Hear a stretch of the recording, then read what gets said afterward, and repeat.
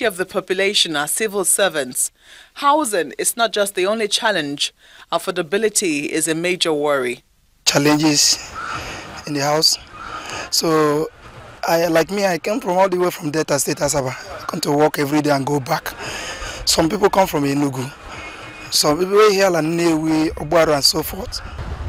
Bedroom flats, 2-bedroom flats in the state, Oka for instance, cost not less than 250,000 or 200,000.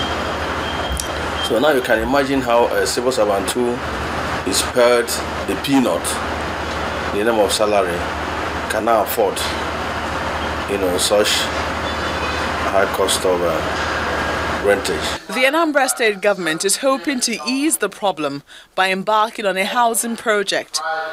This meeting to sign a memorandum of understanding between the state government and an Irish firm, Asio International Limited Group, will bring that to fruition.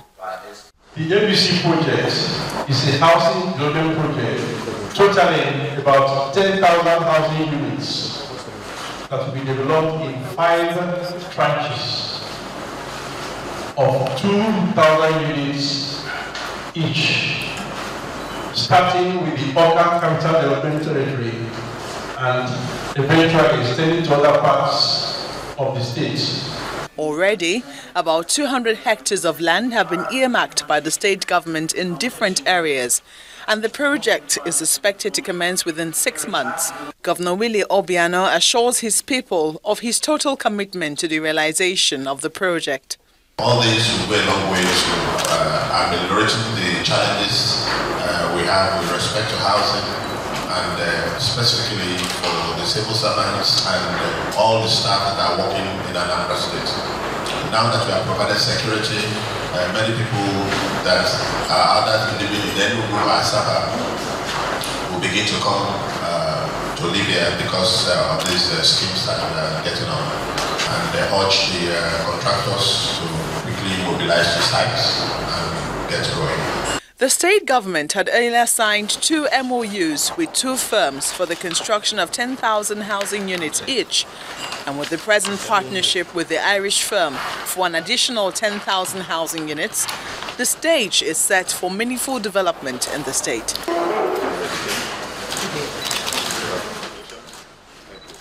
Elsewhere, the Nasarawa state government has signed a memorandum of understanding with a Chinese firm for the construction of a commercial airport in Lafia, the state capital.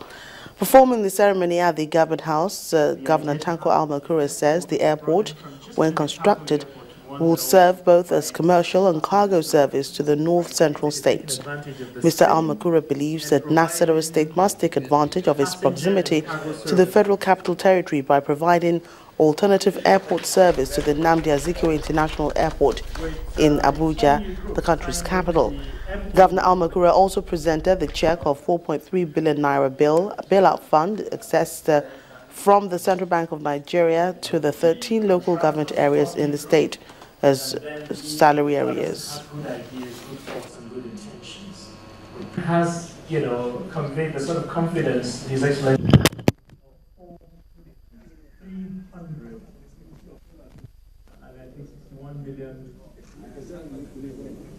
to the... You go to the United States, look at Washington, D.C. It has close to about 4 airports or 5. With all our development, our financial muscle as a government, as a country, and with all the facilities and opportunities that are available to the federal capital, we have only 1 airport. The closest airport to the federal capital, a functional airport, is Kaduna, which is more than 200 kilometers away. So I feel as a state that is close to the federal capital, and as a state whose land constitute 60% of the present federal capital territory, we cannot but take our rightful position to provide complementary support to the federal capital by building an alternative airport that the residents of the federal capital and residents of the state would also use. We have gone a long way to ensure that this dream comes true. Meanwhile, the Adamawa state government has secured the sum of 9.5 billion naira bailout loan for the payment of all outstanding salary liabilities, pension, leave, transport grant and other claims for the year 2013, 2014 and 2015 for both state, local governments, the judiciary and State House of Assembly. Now, speaking to journalists after a press conference in Yola, the State Commissioner of Finance, Mahmoud Sali Yanusa, said the bailout funds was obtained from the Central Bank of Nigeria. With the 9 billion naira, the Governor Muhammad Umaru Jibrila, who was also at the press briefing, directed the payment of all outstanding salaries and allowances.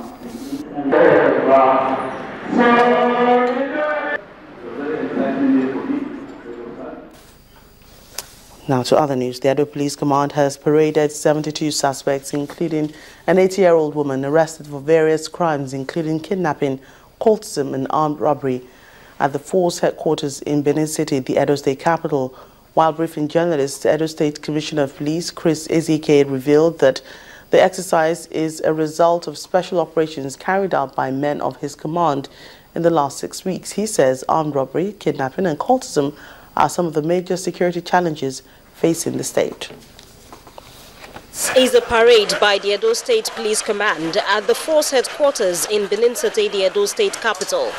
72 suspects, including an 80-year-old woman, are dividends of 6 weeks of intensive raids across the state.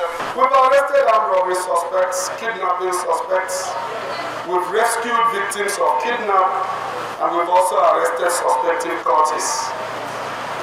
We've recovered firearms, ammunition, stolen vehicles, generators, etc. Buoyed by this achievement, Edo State Commissioner of Police Chris Ezike says the police will not rest on its laurels in maintaining law and order. On the case of 80-year-old suspects arrested, Mr. Ezike says age is not a barrier in combating crime. The law is no respecter of persons. She has committed an offense, and it is in public interest to be able to show the public the modus operandi of these criminal elements. The bullet does not know her age. When the bullet goes out from her to a hoodlum, the bullet is used to kill. And she is not an authorized person to peddle or trade in bullets. So that's purely an act of criminality. So what we have done is to carry the public along in whatever we do, so that they also become vigilant and know that age does not shield you from criminal intentions and liability. The police also displayed recovered items which include firearms, ammunition, vehicles, power generating sets and 261 bags of marijuana. When we come back on the news across Nigeria, there's more crime to be fought and dealt with, this time in Delta State and, of course, in Ogun State in southwest Nigeria. Details at the moment.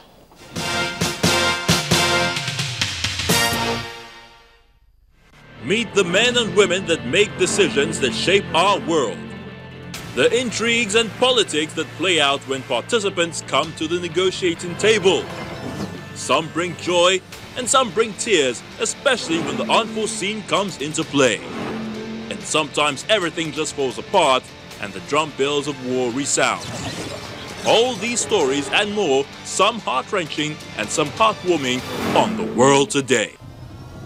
Get the interesting details and incisive analysis on the program Monday to Friday, only on Channels Television.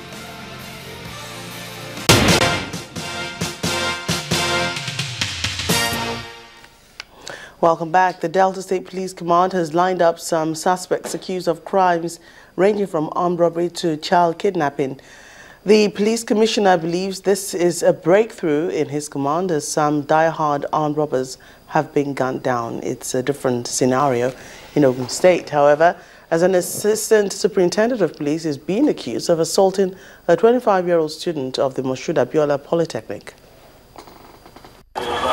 Spurred on by heightened security for the Ember months, the Delta State Police Command, acting on a tip-off, overcame a three-man gang after a fierce gun